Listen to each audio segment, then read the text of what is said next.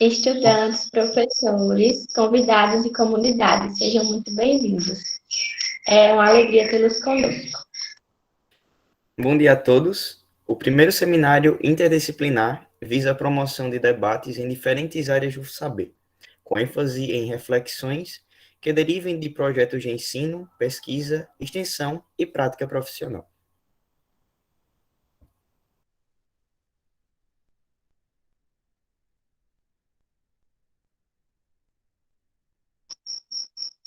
Convidamos nesse momento o professor Petrúcio Alexandre Fonseca Rios, chefe do Departamento de Ensino, para fazer uso da palavra. Bom dia a todos. Estão me escutando bem? Eu já fico muito feliz, o coração chega a acelera, porque assim, a gente vê o protagonismo dos nossos alunos, né? A Dobson e Lívia são figurinhas aqui que a gente consegue perceber, né, atuando sempre aqui nos eventos. E quando ela chama o nome completo, eu sei, né? Mas eu fico muito feliz sempre, né, que tem esses eventos e todos os nossos eventos, os nossos alunos estão sendo protagonistas, né, junto com os professores, organizando e tendo esse direcionamento que vai ser tão importante para eles futuramente, né, na vida profissional deles, tudo isso que eles estão desenvolvendo aqui, essas habilidades que eles estão tendo a oportunidade de desenvolver aqui. Inicialmente, eu quero agradecer, né, aos professores externos convidados pela organização desse evento, né, o professor Dr. Silvio Júnior, da UFAL e da Universidade Pública de Recife, Pernambuco, e a doutora Jéssica Paula, do IFE do Paraná. Obrigado, agradeço a vocês pela disponibilidade, por estar aqui juntos, né, discutindo temas tão importantes, tão relevantes para os nossos alunos, né? Então, eu queria agradecer inicialmente a vocês, agradecer aos professores organizadores desse evento, né, e agradecer aos alunos, os alunos que estão tendo protagonismo aqui na apresentação dos trabalhos, os alunos que estão conosco aqui acompanhando, e desejar a todos um excelente evento, e eu já tenho certeza que vai ser, porque os nossos alunos, eles realmente têm um diferencial, e quando eles se propõem a fazer as coisas, eles sempre fazem muito bem feito, e eu sempre fico muito feliz com isso. Então, desejo a todos um bom evento, passo a palavra para os nossos mestres de cerimônia. Muito bem, muito bem. Convidamos neste momento o professor Odair Silva dos Santos, o coordenador deste evento, para fazer uso da palavra. Bom dia a todos, sejam todos bem-vindos. Os meus cumprimentos iniciais ao professor Alexandre, chefe do Departamento de Ensino, os cumprimentos ao professor Silvio e à professora Jéssica, que compartilharão dos seus saberes amanhã de hoje, nessa primeira parte da manhã de hoje. Meus cumprimentos aos demais colegas, alunos e comunidade que nos acompanha e que já se tornou fiel em todas as atividades dos sábados letivos.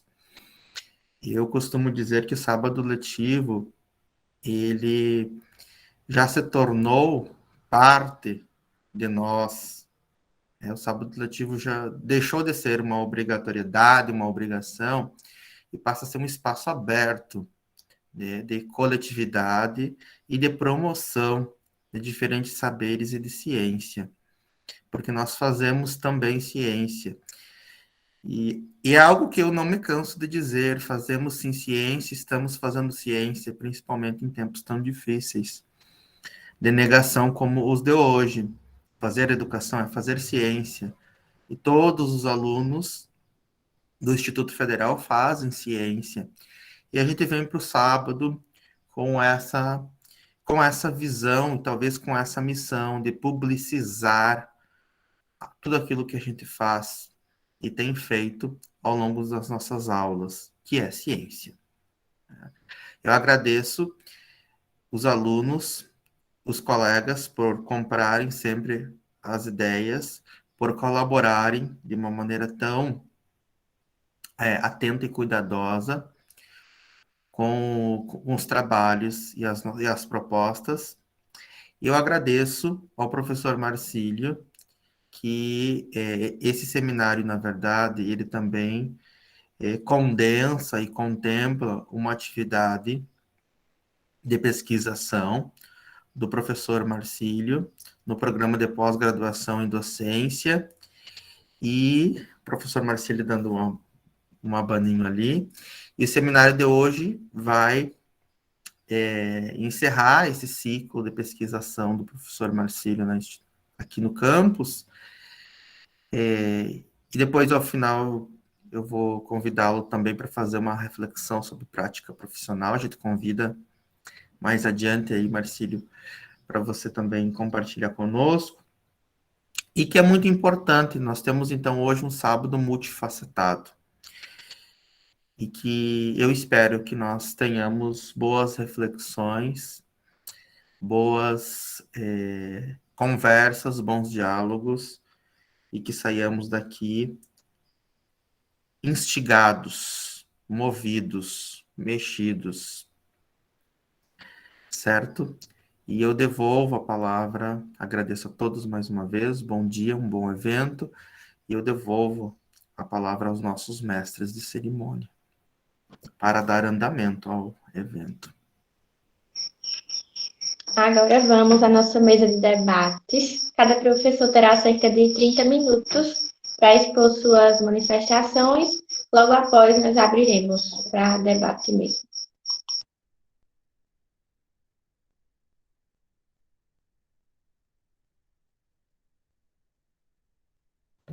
Quem vier aqui apresentar o professor, fica à vontade.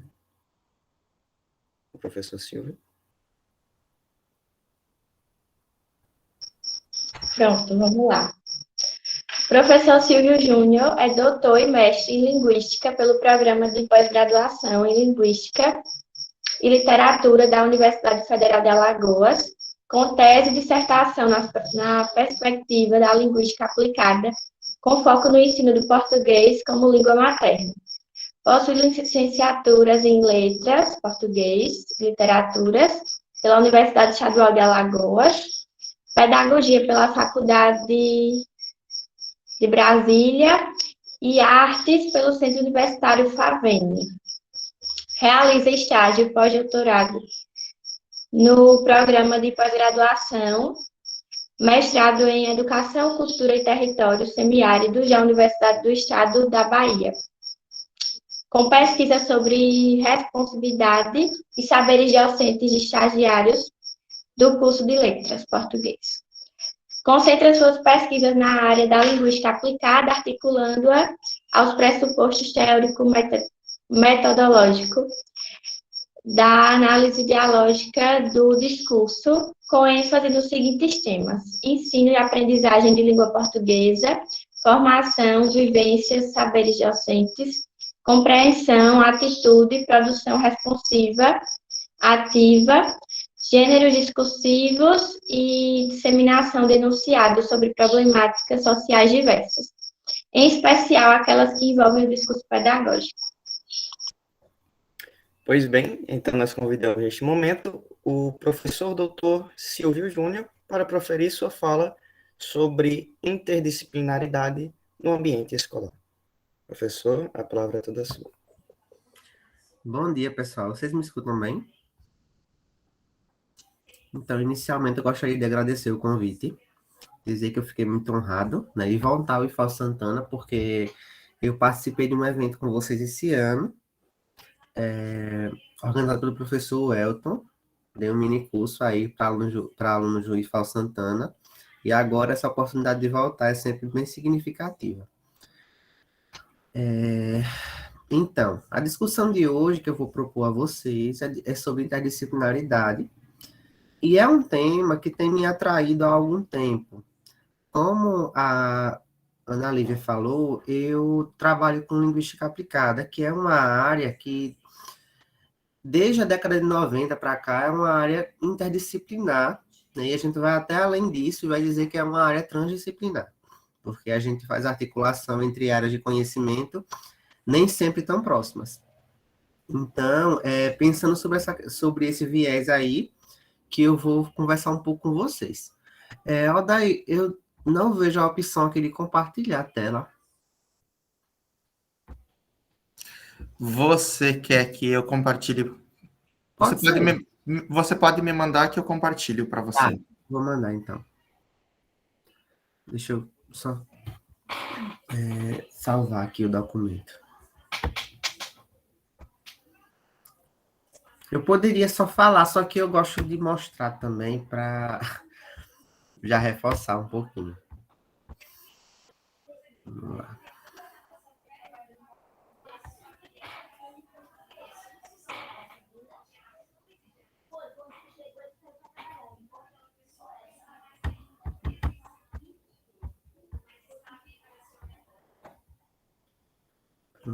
Eu te mando pelo WhatsApp mesmo, né? Isso. Tá certo.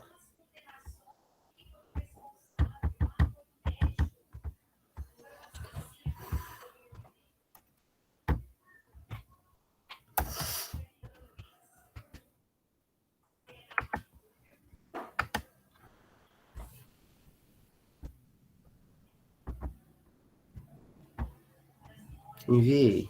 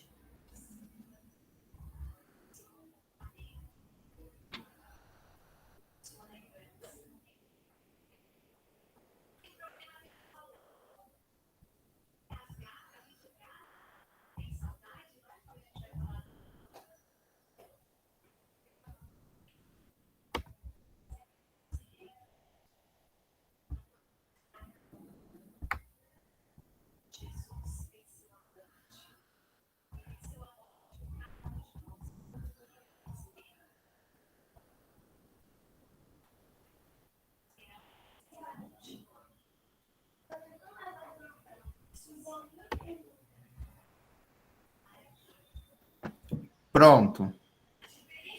Pronto. Então, vamos lá.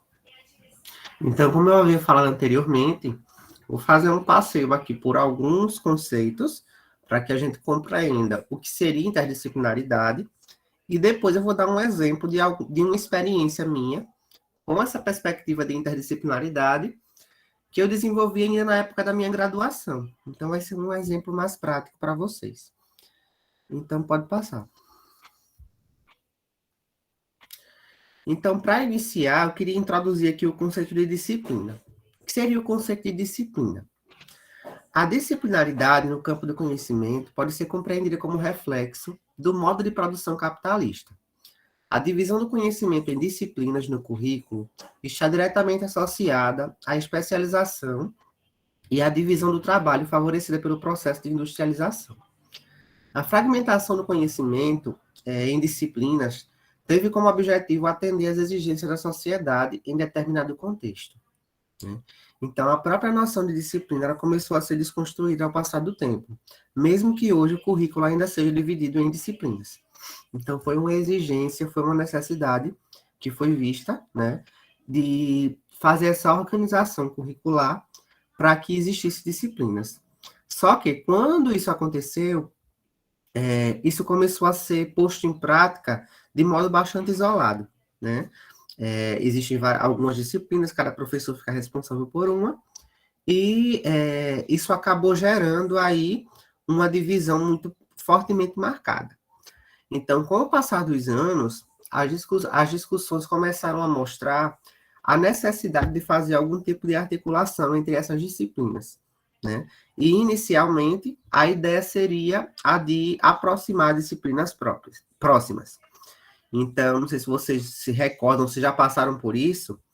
No ensino fundamental 1, por exemplo, muitas vezes a gente tinha história e geografia juntas. Então, uma avaliação só para história e geografia, né? Porque são áreas de conhecimento próximas, né? Tem gente que faz graduação em história e diz que vê muita geografia. Tem gente que faz graduação em geografia e vê muita história, né? Então, são disciplinas próximas. Química e física também são disciplinas próximas, né? Então, o primeiro passo que foi dado depois da noção de disciplina foi esse, né? Um passo para que a gente observasse como áreas próximas poderiam se aproximar, né? Então, já foi uma nova exigência da sociedade. Se a noção de disciplina vem da exigência da sociedade, a noção de interdisciplinaridade, que seria uma noção mais ampla, uma noção mais democrática, como muita gente costuma dizer, ela vem posteriormente também como exigência da sociedade, né? Porque da mesma forma que a gente observa a articulação entre disciplinas próximas, a gente acaba mostrando que o conceito de disciplina, ele acabava sendo um tanto fechado, acabava sendo um conceito um tanto excludente, de alguma forma. Pode passar. A interdisciplinaridade, né? O lugar pelo seu horizonte temático, as ciências sociais, nos anos de 1945 a 1964, realmente destacaram os assuntos políticos, abordando as diferentes... Gente, tá bem pequenininho para mim aqui. Eu tinha aumentado, mas não salvou. Os diferentes... Olha aí, tem como tu aumentar essa letra? Porque eu tinha aumentado, mas eu tinha esquecido de salvar.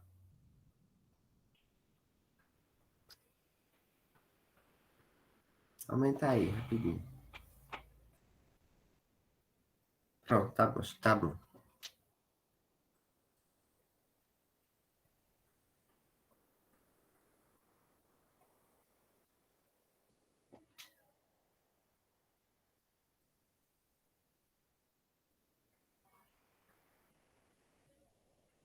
Pronto. Ó, a interdisciplinaridade. A julgar seu horizonte temático, as ciências sociais, nos anos de 1945 a 1964, realmente destacaram os assuntos políticos, abordando os diferentes enfoques disciplinares. De modo geral, pode-se dizer que privilegiaram o estudo do Estado brasileiro, através do que questionaram, primeiro, a conquista e a manutenção da unidade territorial e política. Segundo, a condução do desenvolvimento econômico do país. Então, aí foram os primeiros passos que foram dados em busca de uma interdisciplinaridade, né? Que os enfoques disciplinares subdividiam esses assuntos políticos, né? Então, algumas questões eram trabalhadas em uma disciplina, outras questões eram levadas para outra disciplina, e assim se fazia uma subdivisão. Então, foi a partir daí que se observou a possibilidade mesmo dessa aproximação, né? Então, nas escolas especialmente, né, começaram... hoje a gente tem os laboratórios de aprendizagem, né, de algumas disciplinas, né? Em algumas escolas do estado, mesmo aqui de Alagoas, a gente tem salas que são direcionadas a um determinado eixo, tipo linguagens e códigos, que vai envolver língua portuguesa, língua estrangeira, arte e educação física. Então, tem um laboratório específico, né, em que ficam os professores e os alunos mudam de sala, ao invés dos professores mudarem de sala. É um sistema que foi adotado por algumas escolas. Então, isso aí já é um avanço do conceito de interdisciplinaridade, porque uma das maiores tradições nas escolas, especialmente nas escolas públicas, para avançar para o conceito de interdisciplinaridade, eram projetos. Eram projetos desenvolvidos na escola, então, em determinado período de tempo, tinha o desenvolvimento daquele projeto e, posteriormente, tinha uma culminância. Não sei se vocês lembram disso. E essa culminância era para mostrar os resultados desse projeto. Então, isso vai favorecer aí o esforço, né, que a educação escolar teve para chegar a essa visão interdisciplinar. A gente percebe que, mesmo que fossem alternativas bem simples, é o que poderia ser feito, né? Enquanto aluno da educação básica, eu lembro muito dessas tentativas aí. Só que dentro daquele mesmo panorama, daquela mesma tentativa de aproximar disciplinas que são próximas. Pode passar. Então, os PCNs, né, eles vão dizer que o conceito de interdisciplinaridade fica mais claro quando se considera o fato trivial de que todo conhecimento mantém um diálogo permanente com outros conhecimentos, que pode ser de questionamento, de confirmação, de complementação, de negação, de aplicação, de iluminação de aspectos não distinguidos. Então, tanto em relação à interdisciplinaridade como em relação a outras questões, os PCNs, por mais questões que eles acabam tendo que são confusas, né, que a gente considera que os PCNs em alguns momentos, principalmente de língua portuguesa, ele se apresenta confuso teoricamente, os PCNs apresentam algumas noções que são bem caras, que são bem interessantes, para que a gente perceba que foi a partir dessa publicação, né, os PCNs propriamente ditos saíram em 98 e os PCNs mais saem lá já no século XXI, e eles vão esclarecer e vão colocar aí diretrizes, parâmetros, né, que vão envolver alguns conceitos que são bem interessantes, né, como o de diversidade e o de interdisciplinaridade. Só que o de diversidade ficou bem apagadinho, tanto nos PCNs como na BNCC. Ainda ficou bastante apagado, a gente precisa avançar muito em relação a isso. Mas a gente percebe que, ao introduzir um conceito de interdisciplinaridade, os PCNs se mostram aí um avanço significativo, porque a gente começou a caminhar para esse conceito lá em 45, e só nos anos 2000 o conceito vai ser trabalhado, vai ser explorado num documento oficial para a educação, né? Porque a educação tem esse foco aí, né? Atualmente, a gente vê muita formação, a gente vê muita discussão sobre o protagonismo do estudante e tudo mais, porque a BNCC traz isso. Então, é como se a educação só respondesse a essas demandas quando vê um documento oficial e quando vê essa necessidade de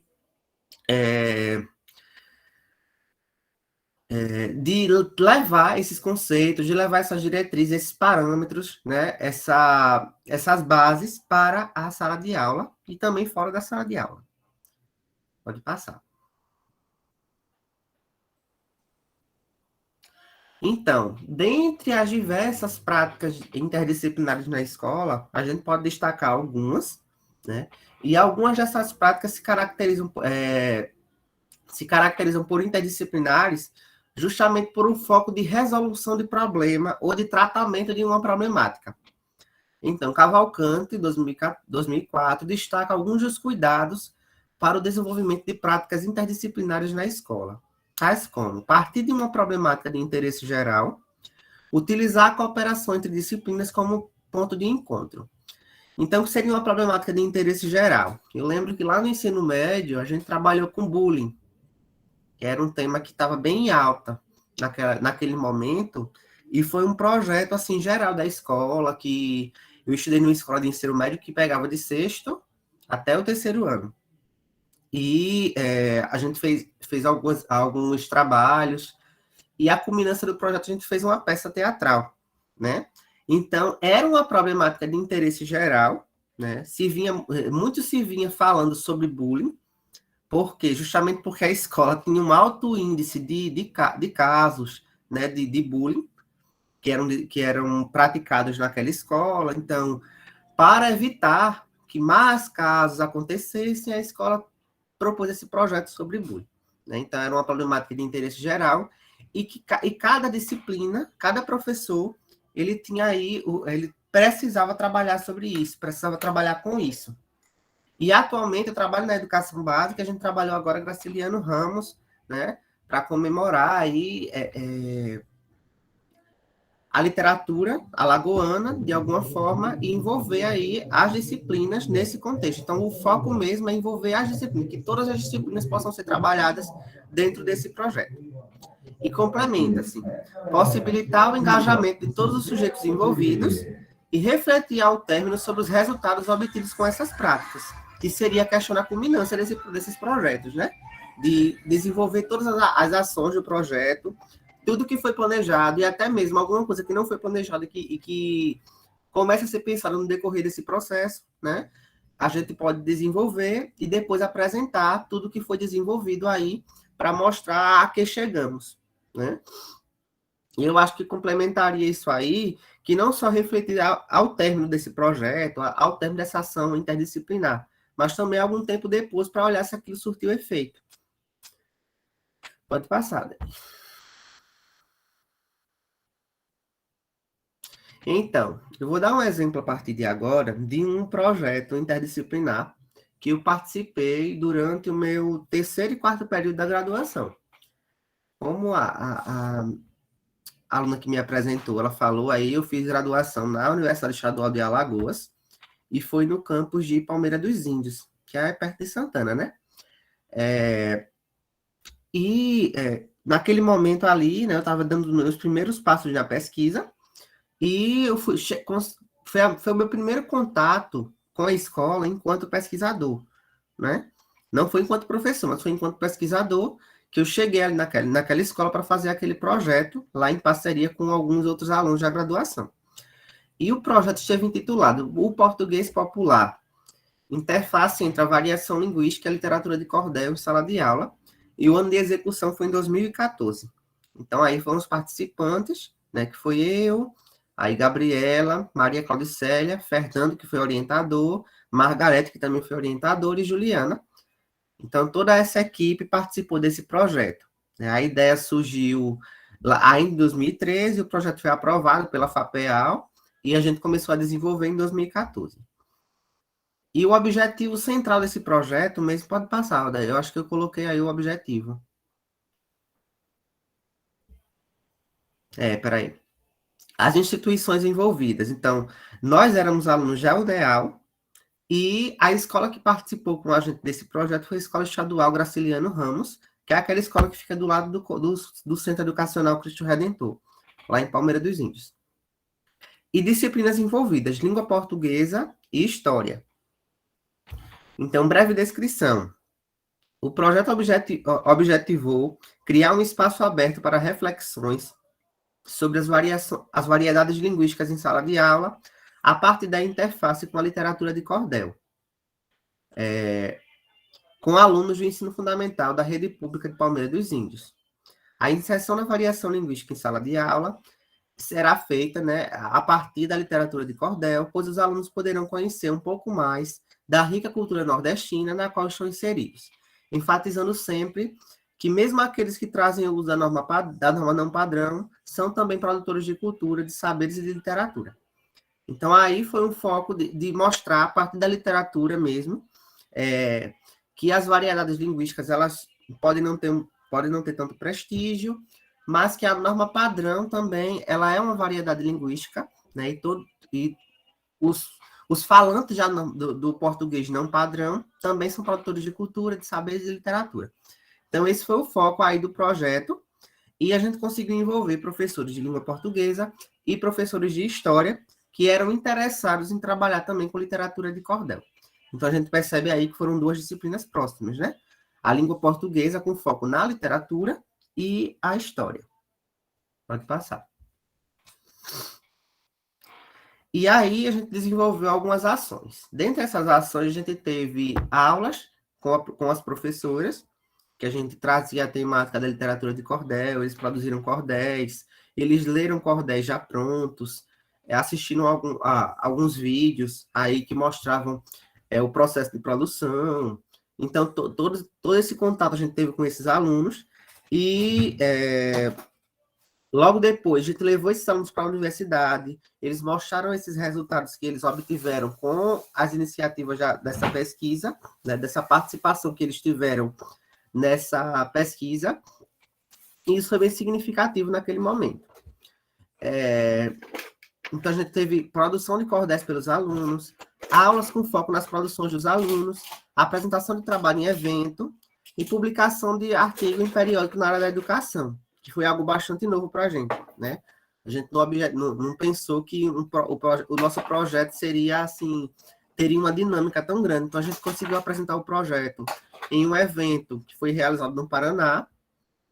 A gente apresentou também em uma mesa redonda que foi desenvolvida num evento da própria UNEAL e conseguimos fazer a publicação, né, em uma revista da Universidade Federal Fluminense, que foi a revista Querubim, né? Então, pode passar. Em relação às práticas interdisciplinares que foram desenvolvidas naquele momento, a gente percebeu que era possível envolver outras disciplinas, era possível fazer um trabalho ainda mais amplo, né? Mas naquele momento foi o que a gente conseguiu pensar, o que a gente conseguiu desenvolver, né? A partir das nossas limitações mesmo, enquanto pesquisadores, porque a abertura que a escola deu foi muito significativa, mas a gente precisava também do amparo dos professores, a gente precisava também de muita ajuda, né? Primeiro porque nós estávamos no início do processo de graduação ali, como também porque a gente necessitava mesmo de ações conjuntas entre esses professores para que não ficasse muito discrepante, porque a gente tinha autonomia de trabalhar com a língua portuguesa naquele momento, com literatura, né, que fazia essa ponte com a história, mas ali a gente ia precisar do apoio mesmo, do amparo de outros professores para que pudessem pensar com a gente as alternativas de levar para outras disciplinas, né? Mas dentro desses limites foi um projeto bem significativo. Então, o que é que a gente pensa enquanto interdisciplinaridade no ambiente escolar mesmo, assim, o que é que a gente destaca no geral, né? Essa necessidade de não somente os professores, mas também os alunos estarem pensarem em conjunto. A gente tem hoje documentos oficiais, a gente tem hoje projetos dentro das instituições, como, por exemplo, o IFAO, né, que tem esses projetos que são desenvolvidos dentro da instituição, e projetos de extensão também para abarcar outros contextos. Então, pensar em conjunto, não somente os professores, mas também os alunos, né, que a gente possa estimular aí as práticas interdisciplinares.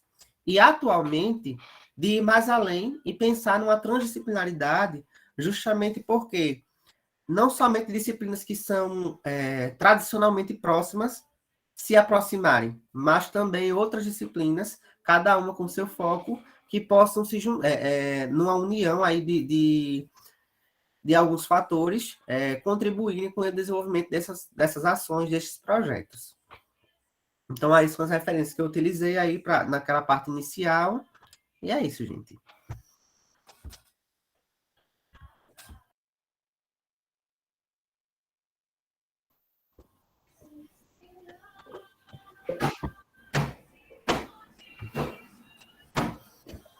Eu fiquei no tempo?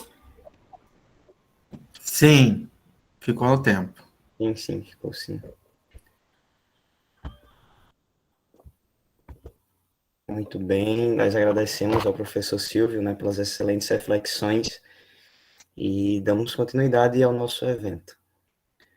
Pois bem, a professora Jéssica Vescov possui graduação em Letras pela Universidade Estadual do Oeste do Paraná, mestrado e doutorado em Letras, Linguagem e Sociedade pela Universidade Estadual do Oeste do Paraná. Atualmente, ela é professora de Língua Portuguesa e Língua Inglesa do Instituto Federal do Paraná, o IFPR, Campus Avançado Coronel Vívida.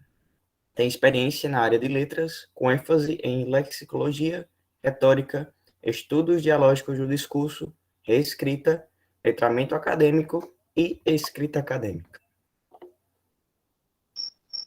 Convidamos agora a professora Jéssica para proferir sua fala sobre redação científica e o relatório de prática profissional.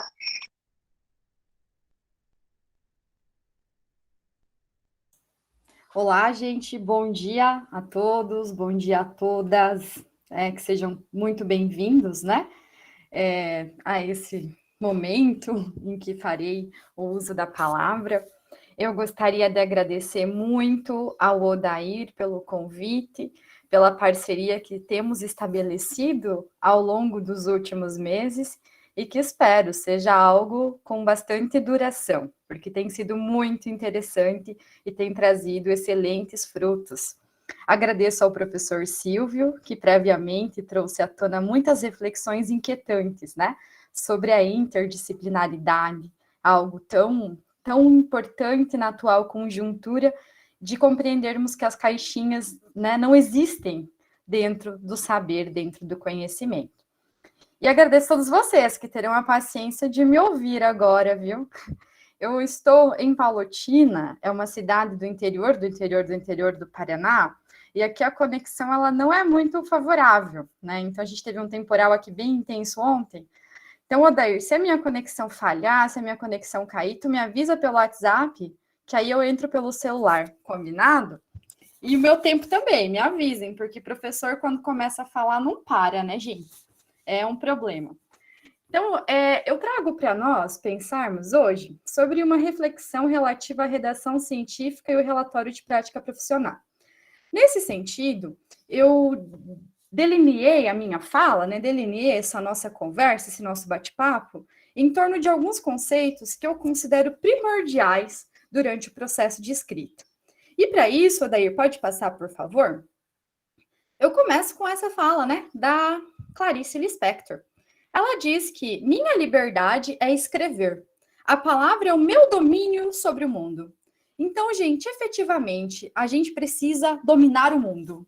E uma das possibilidades de dominarmos o mundo é por meio da palavra. Seja por meio da escrita, seja por meio da oralidade, é por meio da palavra.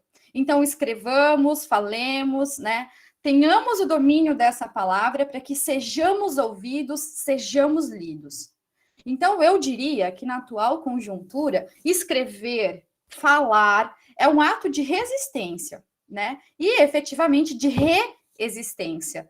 Porque quando a gente consegue manifestar, diga-se de passagem, com propriedade, a gente consegue resistir e reexistir a um sistema. Então, levemos em consideração tudo isso, que a nossa liberdade é a escrita. Pode ir, Odair, por favor. Nesse mesmo sentido, então, consideremos aquilo que é trazido por Bakhtin, né? Lá na obra, né, no capítulo Gêneros do Discurso, que diz que o texto é a realidade imediata, ou seja, a realidade do pensamento e das vivências, a única da qual podem provir essas disciplinas e esse pensamento. Onde não há texto, não há objeto de pesquisa e nem de pensamento. Nesse sentido, a gente precisa considerar, então, que o texto é aquilo que nos move em um fator de comunicação essencial. Então, o texto é o que nos propicia a comunicação.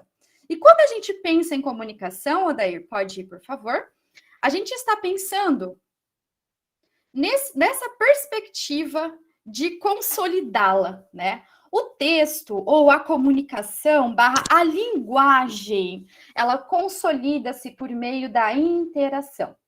Então, sim, nós estamos interagindo o tempo todo com todo mundo, com as vozes que vieram antes, com as vozes que virão, né, no futuro, e assim consecutivamente. Então, o texto consolida-se porque existe interlocutor.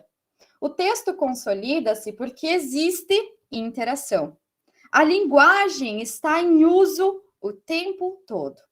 E aí, quando a gente produz os nossos textos, seja qualquer que seja o gênero discursivo ou o exemplar de texto que nós produziremos, a gente sempre precisa levar em consideração essas 3, 4, 5 perguntinhas. Quem diz? Quem está produzindo esse material? Ou quem produziu esse material? Para quem diz? Então, quem vai ser aquele que receberá? Quem será o meu interlocutor? O que vai ser dito? Quando vai ser dito? E como vai ser dito? Então, gente, quando vocês pensam na produção do relatório final de vocês, levem sempre em conta que a linguagem está em uso e que vocês estão em um processo interativo, porque nós todos estamos nesse processo interativo o tempo todo. Nesse exato momento em que eu falo com vocês, nós estamos nessa interação. Nós estamos nessa interação agora, né, de momento, mas, ao mesmo tempo, estamos em uma interação que vem acontecendo há muito tempo. Então, eu estou estabelecendo relações e interações com todos os professores que tive, com todas as leituras que fiz, com todos os alunos que passaram por mim. Assim como no momento em que eu estou falando para vocês, vocês também estão estabelecendo relações, estão estabelecendo diálogos com os professores com quem conversaram, com as leituras que fizeram e assim consecutivamente. Então, nessa perspectiva, levem sempre em conta que nós, quando estamos escrevendo, estamos em interação, estamos promovendo o diálogo com muita gente. E detalhe, a gente não conhece, né, num texto como o relatório final, quem vai ser o nosso interlocutor futuro, né? Quem que vai ler aquele nosso texto daqui 15, 20 anos? Por isso que a gente precisa ter essa ciência de tudo isso que fora dito até então. Odair, por favor. Nesse mesmo sentido, então, vamos considerar que a linguagem só existe porque ela é composta de sujeitos, que são usuários deste processo, da linguagem em processos interativos, e que tem por objetivo se comunicar. Então, levamos em conta que a concretização da linguagem se dá por meio da organização dos enunciados, que são organizados em gêneros discursivos. Os gêneros discursivos, para Bakhtin, são os tipos relativamente estáveis de enunciados. Então, sim, gente, a linguagem, ela consolida-se, ela organiza-se por meio dos gêneros discursivos, por meio de exemplares desses gêneros discursivos, que são os textos. E esses nossos exemplares, esses nossos textos, esses nossos gêneros discursivos, pode ir, Odair, tem algumas características que são muito importantes de compreendermos. Então, o gênero discursivo, ele tem 3 características principais. Pode ir. Que são o tema. Eita, não está projetando? Será? Vai para o próximo para eu ver? Também não? Ah, sim. Então fica nesse. Então a gente tem ali, pode passar todos. A gente tem ali no centro, então, o texto, os gêneros discursivos, tomemos por base esse conceito, né? E ele tem, então, essas características que são inerentes, usemos as aspas, a ele. Então, todo texto, né, vai ter um tema, todo texto vai ter um estilo e todo texto vai ter uma composição. Nesse sentido, então, quando vocês pensam no relatório de prática de vocês, no relatório de prática final, né, a gente vai considerar o estilo, a gente vai considerar o tema e a gente vai considerar também a composição. Mas vamos indo, pode ir, Odair, considerar também quais são as características de cada um desses, né? Grosso modo, em uma definição bastante simplista e simplória, a gente pode dizer que o tema do nosso texto vai ser bem nas aspas, mas bem nas aspas mesmo, o assunto. Ou seja, sobre aquilo que eu falarei. Então, lá no relatório final de vocês, qual é o tema? Né? Sobre o que você está falando? Ah, eu vou falar sobre, enfim, eu vou analisar no meu relatório final os nomes próprios. Eu vou trazer um exemplo aqui do que a gente faz aqui em Coronel Vivida. Os nomes próprios da região sudoeste do Paraná. Então, esse tem sido o tema. E eu vou afunilando, eu vou indo, vou delimitando, para eu não ficar naquela amplitude, para não ficar tão amplo assim. Nessa mesma esteira, é importante a gente pensar no estilo. Então, o estilo corresponderia a quais são as minhas estratégias, né, linguísticas, argumentativas. Como que eu vou escrever esse texto? Eu vou usar do pessoal? Vou usar do impessoal? Vou usar que tipo de verbo, certo? Vou trabalhar com qual?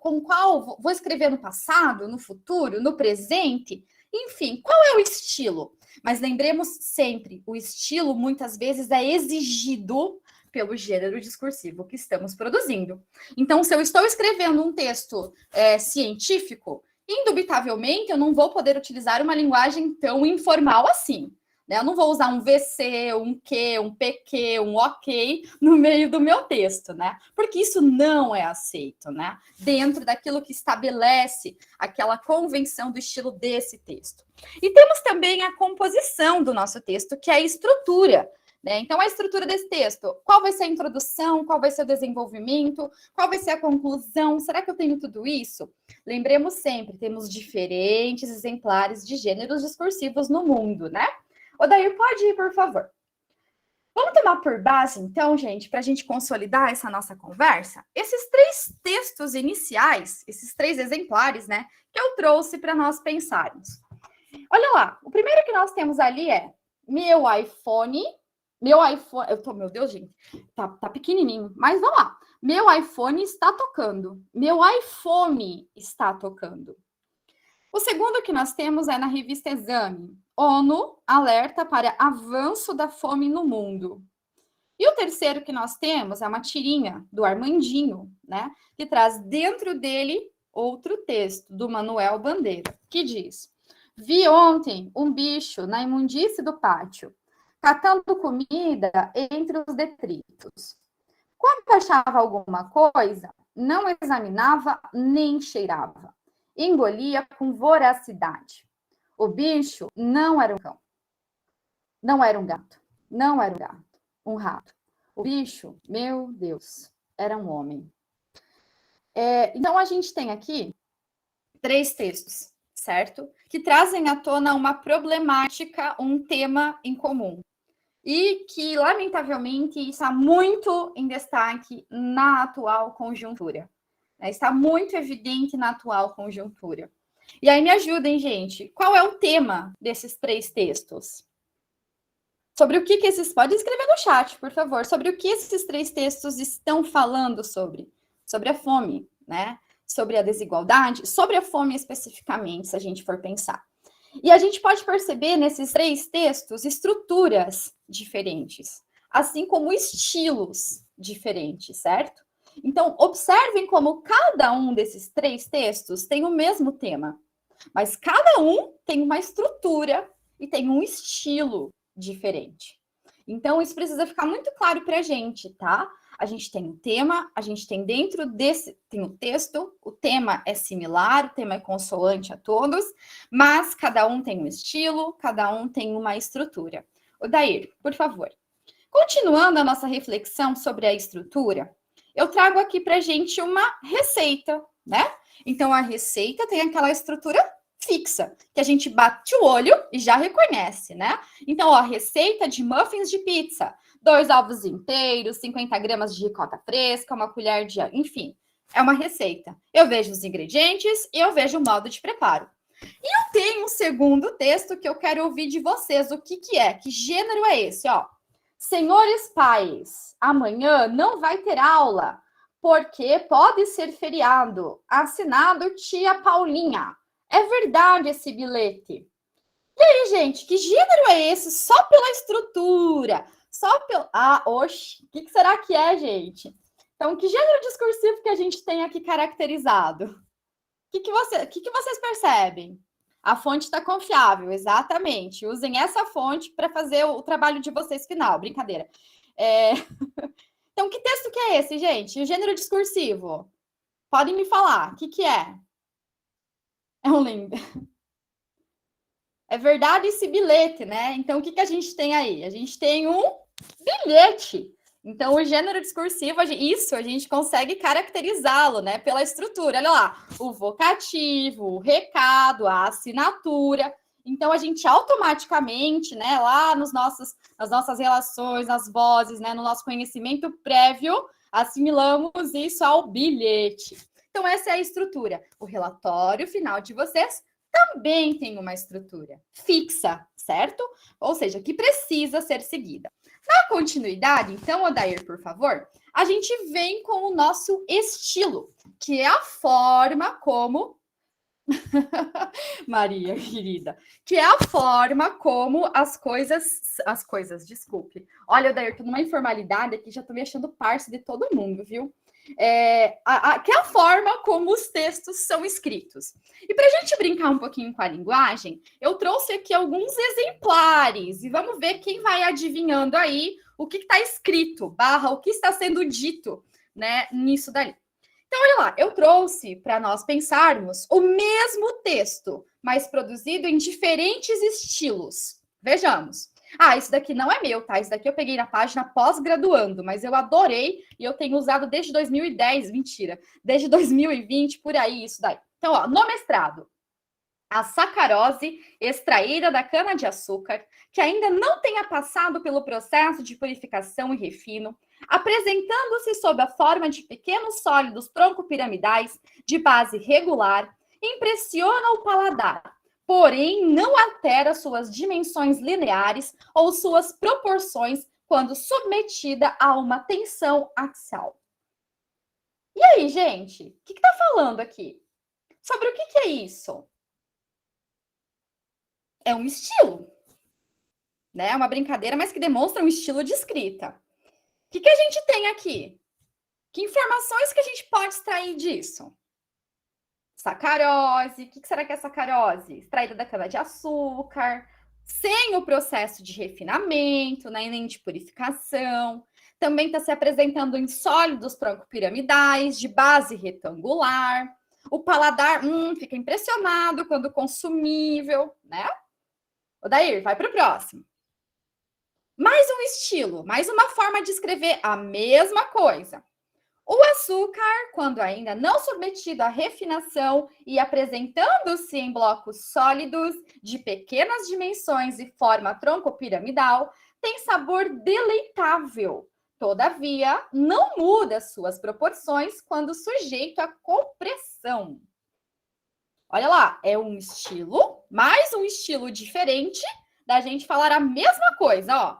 Açúcar não refinado, apresentado em blocos sólidos, da forma tronco-piramidal, com sabor deleitável. Não tem a sua proporção alterada quando está, né, em compressão. E aí, gente, o que vocês acham que está falando sobre aqui? Sobre o que temos esse trechinho aqui? Alguém arrisca? Alguém arrisca? Acho que não. Vamos para mais um, então, Odair. Eu ia arriscar. Não, mas eu vou ficar quieto. Tá, arrisca daqui a pouco. Forma do açúcar, é uma forma do açúcar. Isso aí.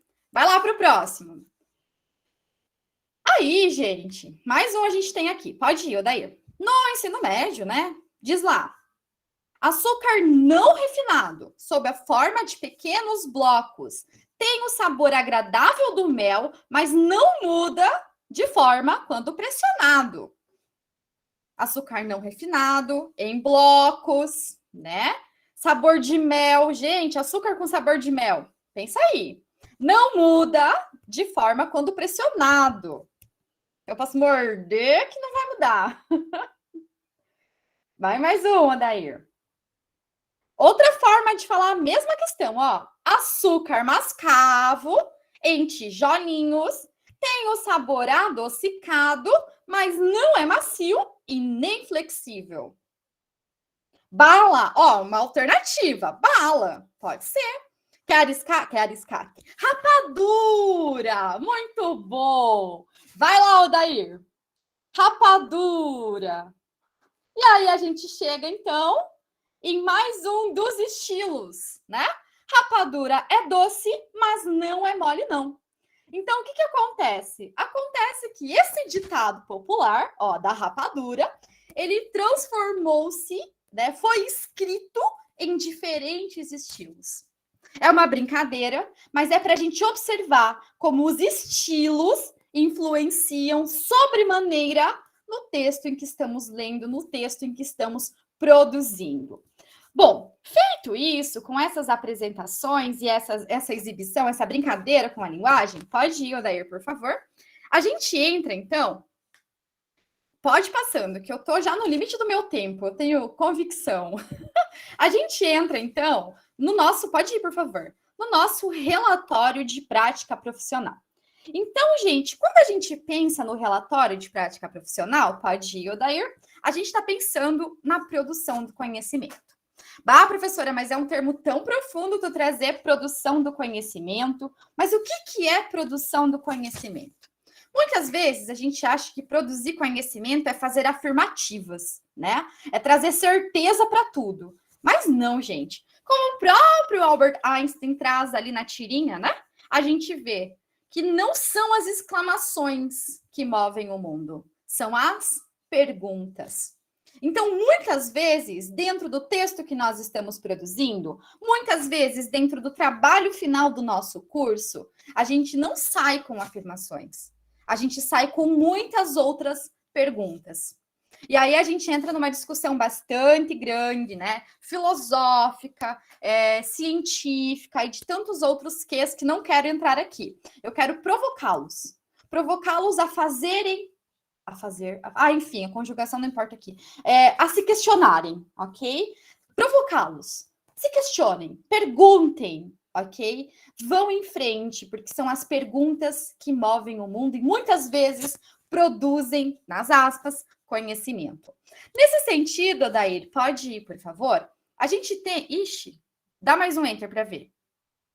Ai, bloqueou tudo aí, deu uma pane. Mas nesse sentido, então, eu tinha feito um... Depois eu mando os slides, você compartilha com a galera, pode ser, Odair?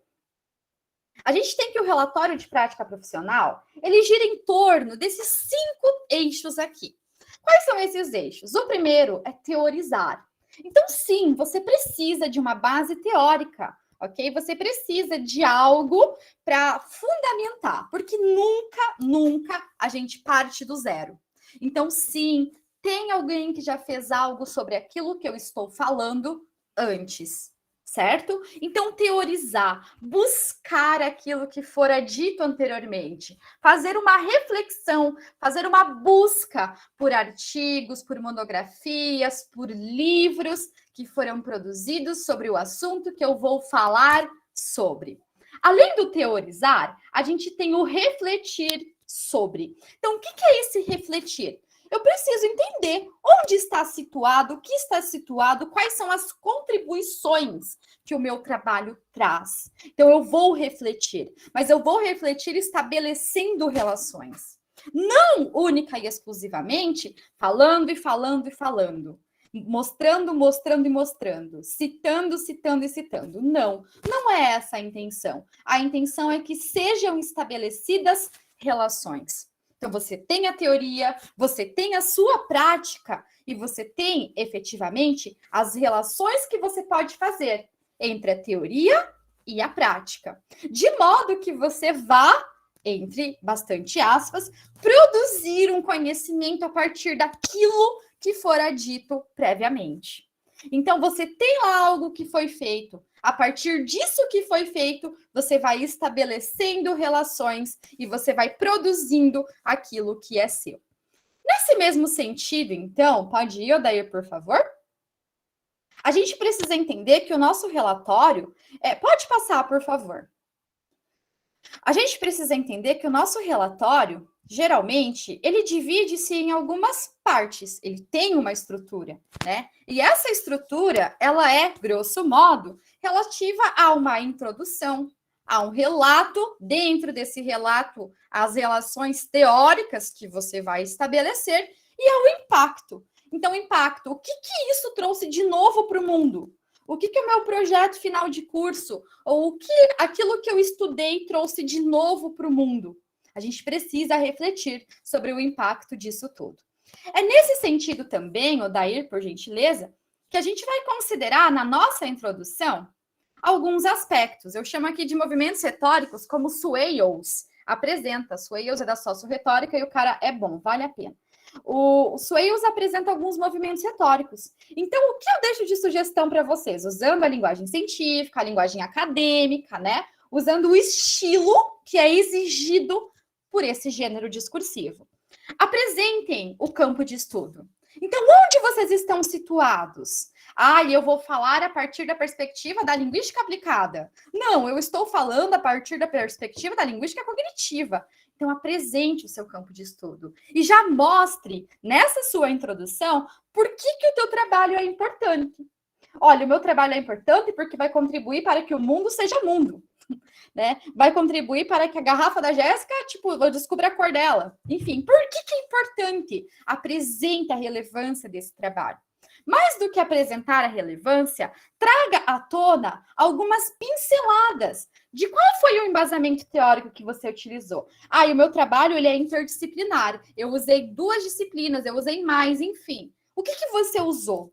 Traz para cá autores que você leu e que embasaram o teu estudo. Já dá uma pincelada na introdução.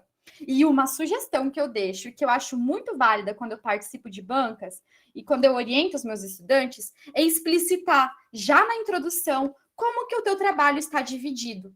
Então, em um primeiro momento, versarei sobre...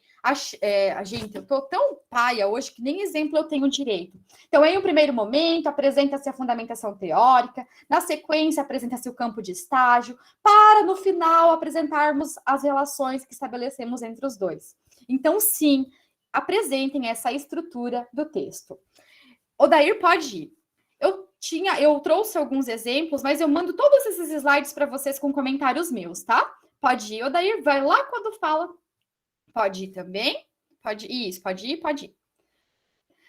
Quando a gente chega, então, na parte do relato, que é onde você vai mostrar o que você fez, né? Onde você vai colocar o que você estudou, apresenta o que foi feito. Apresenta como foi feito. Apresenta o porquê disso ter sido feito. E, mais do que isso, relacione tudo o que foi feito, tudo o que foi estudado, investigado, enfim, dialogado com aquilo que você leu.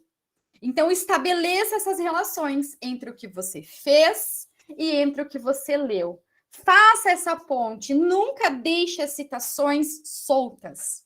Sempre faça um link entre as citações. Sempre estabeleça relações entre aquilo que você trouxe à tona. E para finalizar, então, Odair, por gentileza, você fez o relato, você fez as ligações, fez os links. A gente tem também, pode ir, aqui é um exemplo, isso eu mando comentado para vocês, também é um exemplo citado. Apresente o impacto, né? Então, qual que é a importância desse trabalho que eu realizei na minha formação? Mas não única e exclusivamente na minha formação. Também para o mundo, né? Qual é a importância, a relevância disso para a sociedade como um todo? Qual é a contribuição que o meu trabalho vai trazer? Então, evidenciem, deixem muito claro qual é o impacto disso tudo.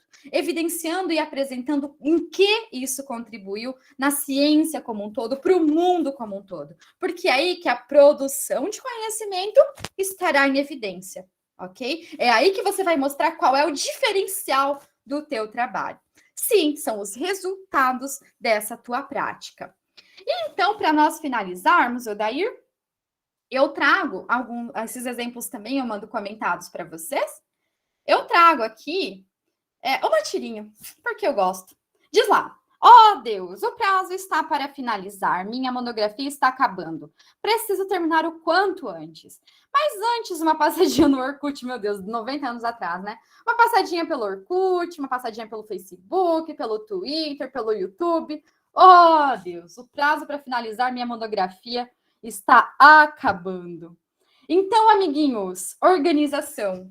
Organização, planejamento, não deixar para a última hora e sempre pensar que você está produzindo alguma coisa que vai ter uma contribuição significativa para o mundo, certo? E assim, gente, lembrem-se sempre disso. Cada texto tem um estilo. O estilo exigido aqui é a redação científica. É você utilizar os verbos no impessoal, muitas vezes, ou no pessoal, a depender do seu orientador e a depender da sua área. Mas nada do VC, do PQ, do OK dentro da sua redação. Nada do eu acho, do eu penso e do eu acredito. A gente precisa despersonalizar um pouco quando a gente fala na ciência. Lembrem do exemplo do mestrado. Odair, é isso. Aqui é a referência que eu utilizei, bakhtiniana, né? Círculo dialógico do discurso. E agradeço a oportunidade, peço desculpas pelo tempo um pouquinho a mais. Todos os comentários de exemplos eu envio para vocês. Gostaria de agradecer à professora Jéssica pela excelente fala e pelas discussões levantadas. Agora sigamos o debate. Nós ainda temos algumas questões a pontuar. Muito bem, e para isso nós convidamos... Opa, levantar a mão, fica à vontade, pode falar. Tá? Depois a gente chama o próximo.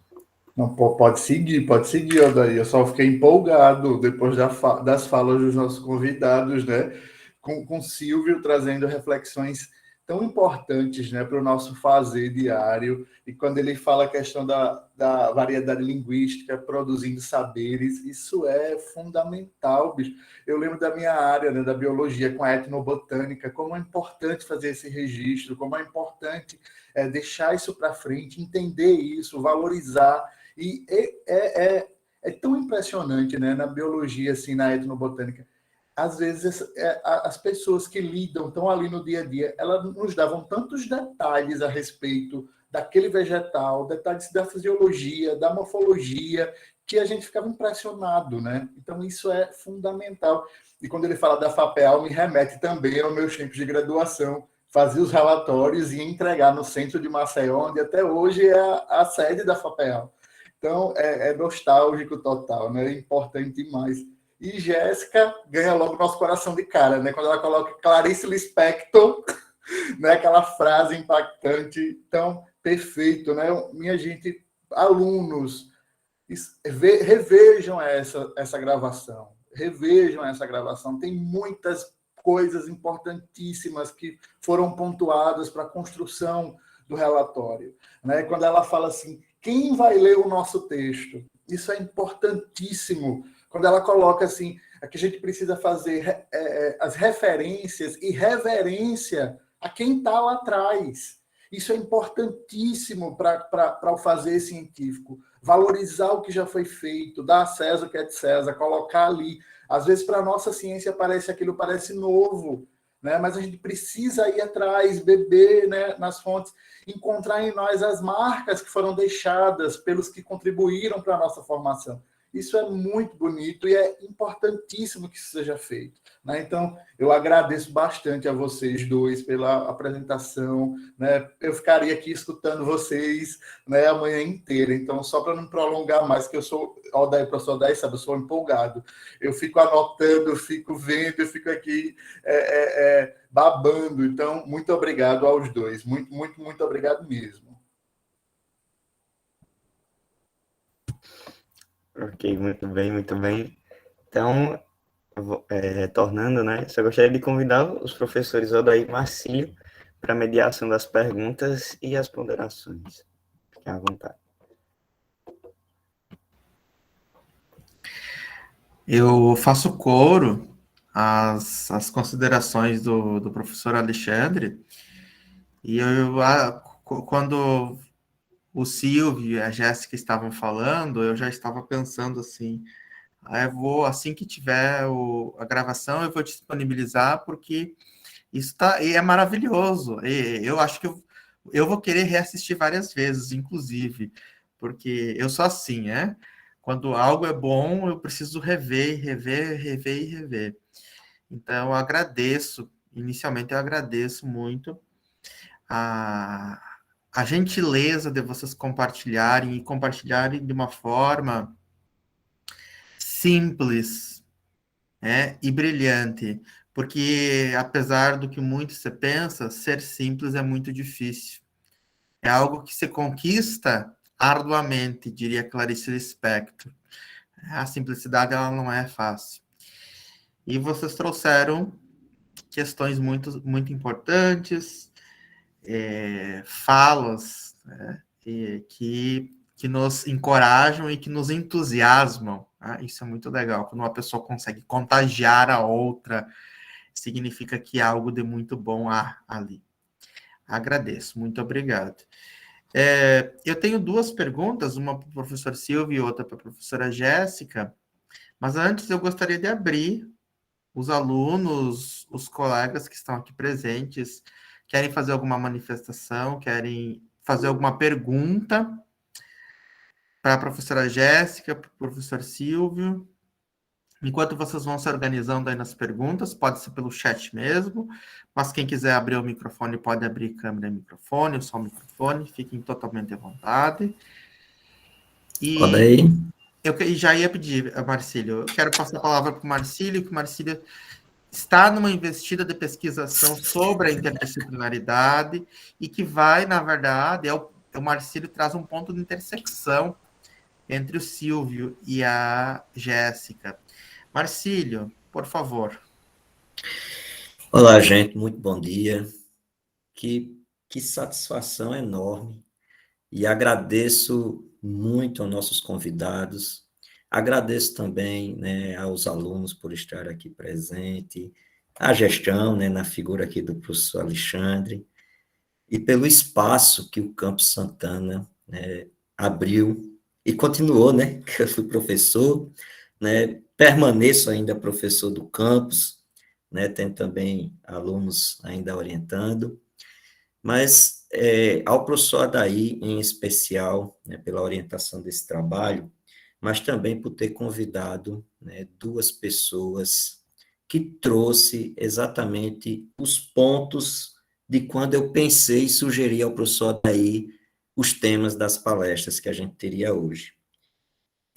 Apesar de estar trabalhando com a prática profissional, durante esse tempo, eu venho desde, eu acho que março, abril, né, professor, daí que a gente vem nessa investida de observação, né, de promoção, de formulários, de contato com os alunos e professores, e a gente percebe essa necessidade de falar de interdisciplinaridade, principalmente com os docentes.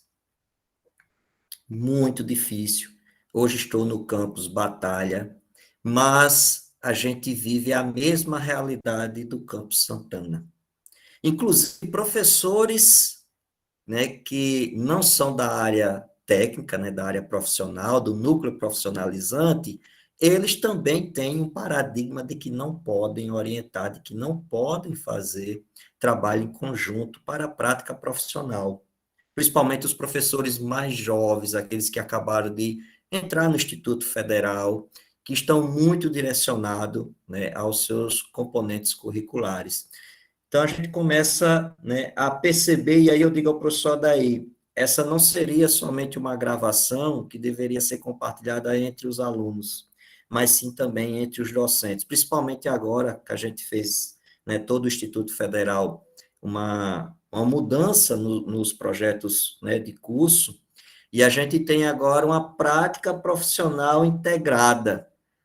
Lá em Batalha, professor Alexandre, professor Adair, nós não conseguimos ainda nem discutir exatamente, talvez Campos Santana esteja um pouco mais avançado, né, que aproveitou esse momento de ensino remoto, né, da pandemia, para discutir um pouco, mas Batalha, eu estou à frente da comissão lá de prática profissional, a gente ainda não discutiu como é que será isso, porque parece que é um assunto, né, difícil da gente, né, um problema difícil da gente conseguir solucionar por conta já dessas questões iniciais.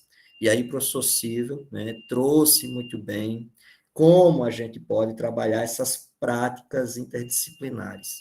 Eu achei muito interessante, porque isso vai caminhando para a formulação de projetos e no futuro a gente chegar na transdisciplinaridade, né?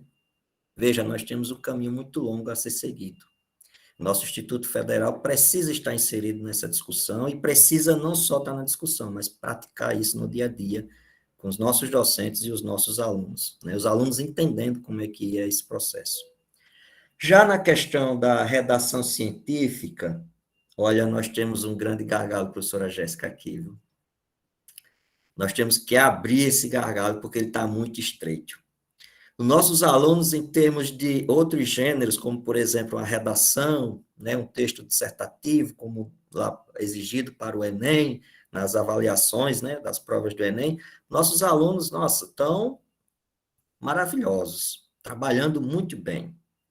Mas eu mesmo, né, que sou professor da área, né, técnica, quando a gente pede um relatório de uma atividade simples, né, de uma prática da aula, a gente já... Inclusive, eu conversava isso com o professor Daí, lembra, professor Daí, que a gente conversava, o professor Daí até pediu uma vez um modelo. Eu digo, professor Daí, é difícil até da gente estabelecer um modelo com eles, porque eles já não entendem um modelo, principalmente os alunos iniciais. E eles precisam perceber que essa redação, né, científica, que a gente precisa ter um padrão, isso não é somente porque nós estamos na academia, nós estamos na escola. Isso é para a vida, isso é para o futuro deles, vai ser cobrado quando chegarem lá na frente. Se forem para, né, continuar no meio acadêmico, na universidade, vão ser cobrados já nos primeiros semestres, principalmente dependendo do curso que entrarem, né?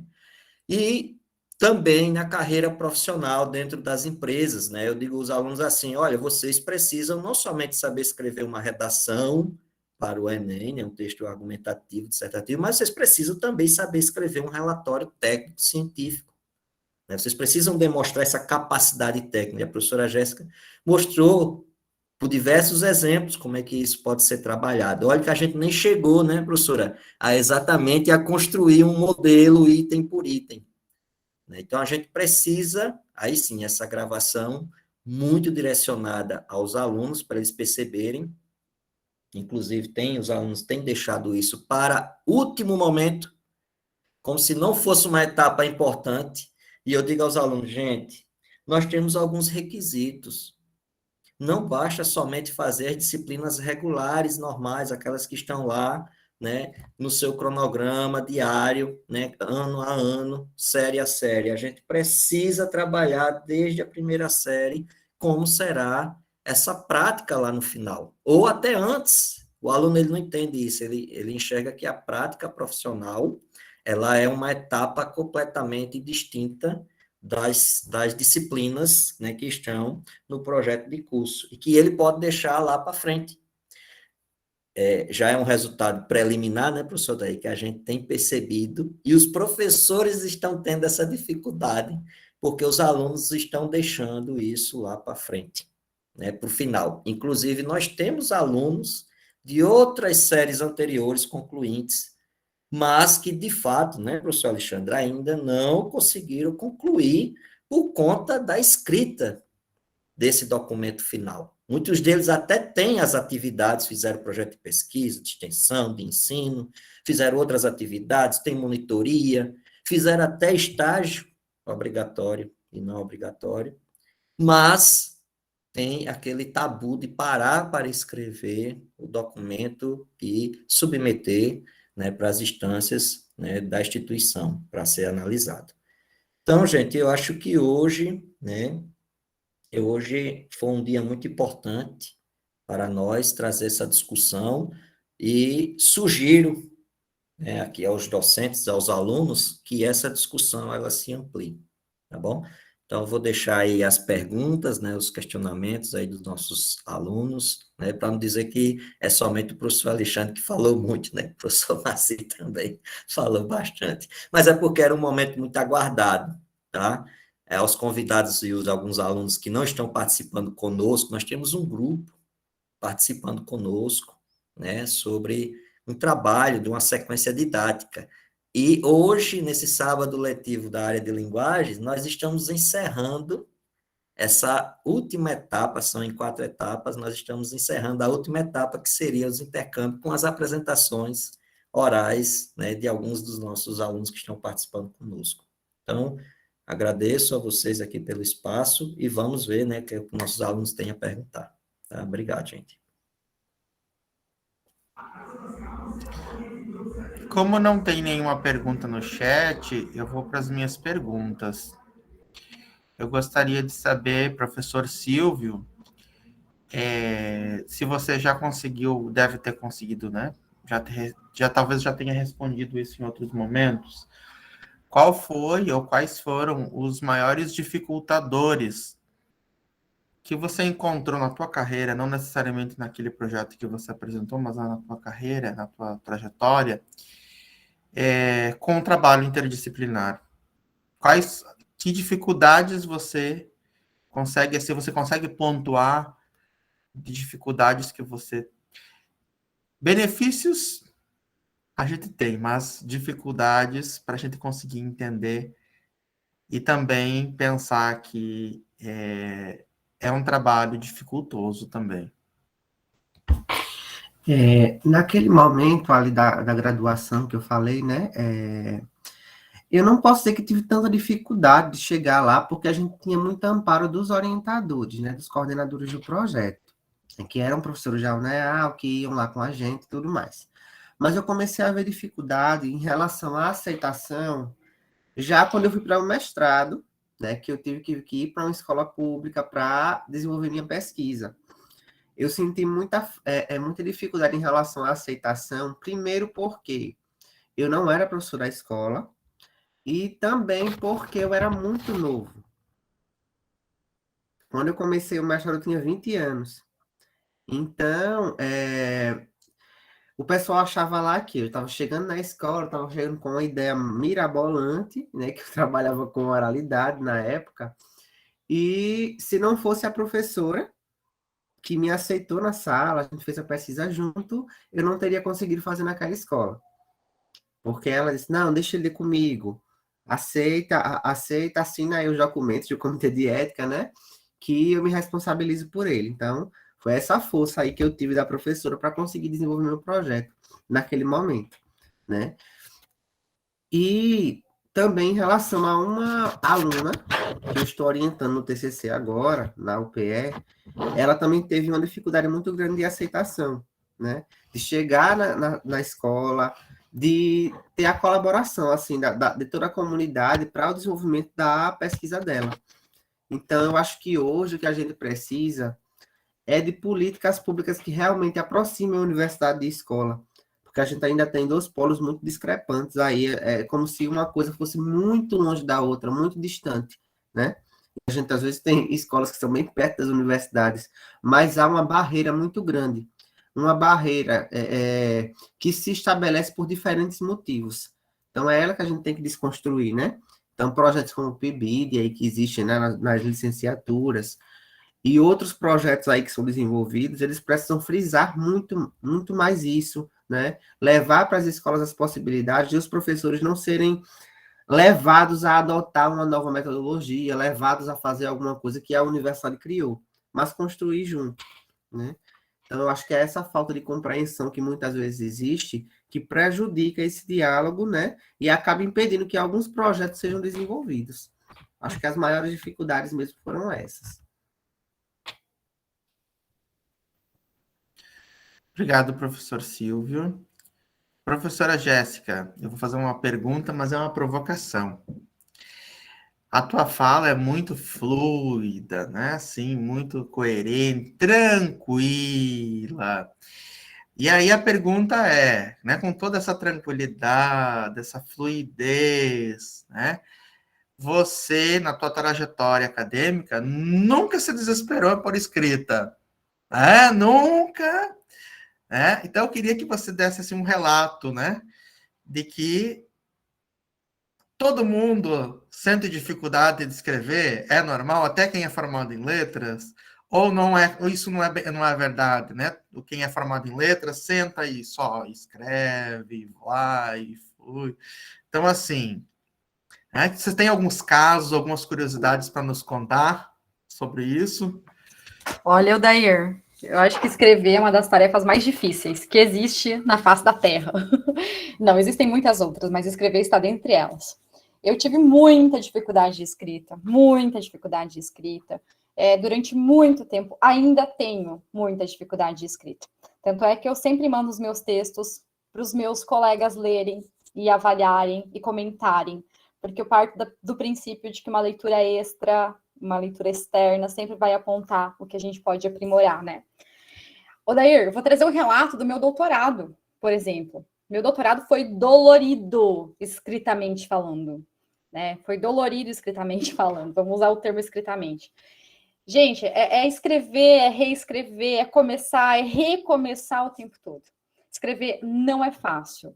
Mas o que eu aprendi nessa trajetória, né? Nessa curta trajetória que eu tenho? Eu aprendi que a gente só aprende a escrever lendo. Então, assim, quanto mais leitura vocês fizerem, quanto mais leitura eu fiz, mas mais fluidez eu tive na minha escrita, sabe? E ainda passo por muitos perrengues, viu? Muitos perrengues. Muitos artigos que voltam de periódicos, com 1000 comentários para serem aprimorados. Muitos textos que enviava para minha orientadora de mestrado e de doutorado com 1 zilhão de comentários do que poderia ser melhorado. Então, assim, sim, a gente passa por muita dificuldade. Eu já passei por muita dificuldade. Quando eu ingressei na academia, quando eu ingressei no curso de letras, né? Gente, o primeiro texto que me foi pedido foi um artigo. E eu escrevi um artigo de opinião, mas não era um artigo de opinião, era um artigo científico que queriam. Então, assim, começa por aí a dificuldade que a gente tem, a dificuldade que a gente encontra na escrita. E sim, é prática, é leitura, é você ter um leitor externo, confiar no orientador de vocês, confiar nos comentários que os orientadores vão passar. Se os orientadores de vocês disserem assim, cara, isso daqui pode ser melhorado, não é porque ele te odeia, é porque ele quer o seu bem, é porque ele tem um pouco mais de experiência que você. Muitas vezes é um drama, é um trauma, é horrível receber com 1000 comentários. Mas é o que tem, gente. É a função do orientador fazer isso. Então, sim, Odair, passei por muitos perrengues, ainda passo por muitos perrengues. Quando volta um artigo de algum periódico que a gente submete, quando volta cheio de comentários para aprovação, né? Aprovação com alterações, já dá um pânico, a gente já pensa, cara, o que eu fiz de errado? A gente já vai, já percebe, já observa. E só nessa revisão é que a gente vê quão importante é esse processo. Eu diria que é um processo, gente. Escrita é um processo dolorido, é um processo que a gente desanima, é um processo, mas a gente não pode desistir, né? Porque a gente vai aprendendo. Só o tempo para a gente aprender, para a gente criar fluidez, como diz o Odair. Mas acho que todos nós, viu? Passamos por muitos perrengues até conseguirmos escrever com um pouquinho mais de tranquilidade, um pouquinho mais de paz. E ainda não escrevemos, viu? Ainda não escrevemos. Faço minhas palavras da Jéssica. Não é, Silvio? É complicado, gente. Escrever é muito complicado. E é por isso que eu sempre falo assim. Eu falo sempre para todo mundo com quem eu converso. Gente, quando vocês forem escrever, lembrem-se sempre que alguém escreveu antes de vocês. Então, vão na fonte, busquem o que já foi dito. E isso vai trazer muito mais segurança. Mas, assim, não é buscar e copiar, tá, gente? Porque isso é plágio. É buscar, referenciar, referendar, como disse o professor Alexandre, né? E aí, sim, você estabelecer essas relações. Então, sim, escrever é difícil. E confiem naqueles que vão ler os textos de vocês. Tenham sempre um interlocutor para apontar o que pode ser aprimorado naquilo que vocês escreverão. Odair, são os relatos, viu? Doutorado, mestrado, graduação, a gente sofre, mas a gente aprende. E eu, graças à oportunidade que eu tive uma orientadora excelente. E a minha orientadora, ela trazia à tona muitos comentários para os meus textos, e esses comentários me deixavam mal, mas depois eu percebia o quão relevantes eles eram para que meu texto fosse aprimorado.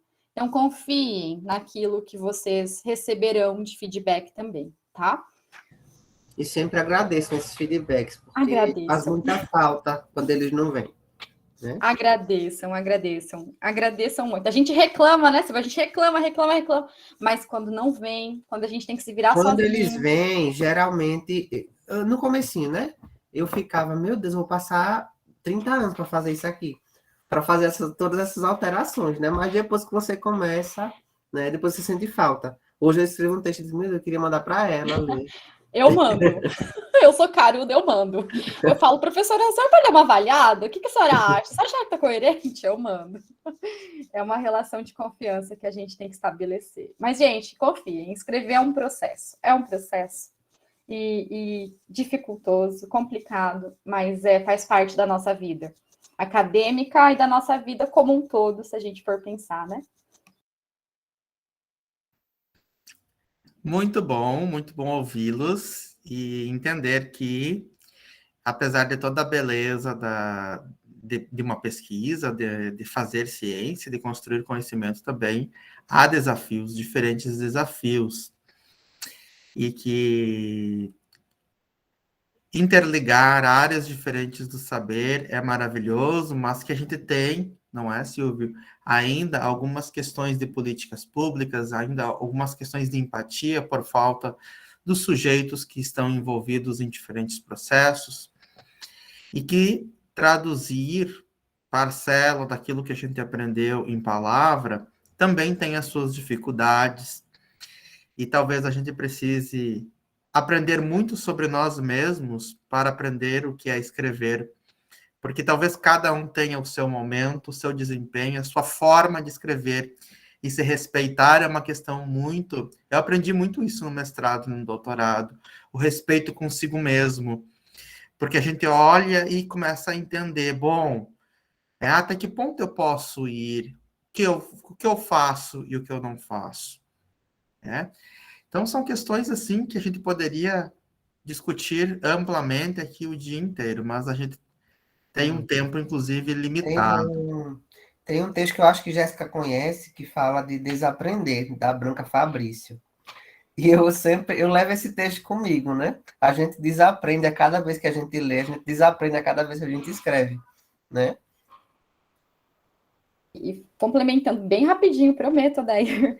Gente, não desistam, né? Não desistam. Pode parecer 1001 percalços, mas não desistam. A gente chega no final, a gente consegue, né?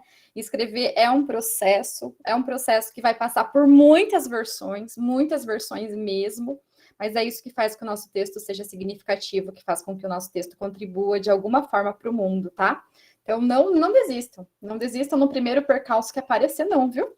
Com as pedras a gente constrói o castelo e a ponte, não o muro, né? Eu agradeço, então, de uma forma especial, carinhosa, ao professor Silvio, pela colaboração, pela gentileza, igualmente à professora Jéssica, pela partilha. Agradeço ao professor Marcílio por... não é uma despedida, porque a gente tem muito trabalho ainda para desenvolver, mas que pela trajetória e pela caminhada até esse momento... Agora que começou, né, professor? Parou agora aqui... que começou. Agora que eu vou sentir a dificuldade de escrever, né? Mas a gente teve alguns meses aí de discussão sobre prática profissional, sobre interdisciplinaridade, sobre sequência didática, sobre educação, né? E a gente vai dar sequência a essas reflexões em outros campos, em outros espaços. Professor Alexandre, sempre é um prazer estar com você, compartilhar de um mesmo espaço de educação e de ciência com você. Obrigado pela presença e pelo coleguismo. Nossos alunos, muito obrigado pela participação nessa primeira parte. Nós temos uma segunda parte agora, que é a apresentação de alguns trabalhos. Nós temos 2 salas, certo? As salas, elas estão... A Ana Lívia já encaminhou no chat ali, então, os links e as salas. Os alunos, eles podem se encaminhando para essas salas para assistirem às apresentações.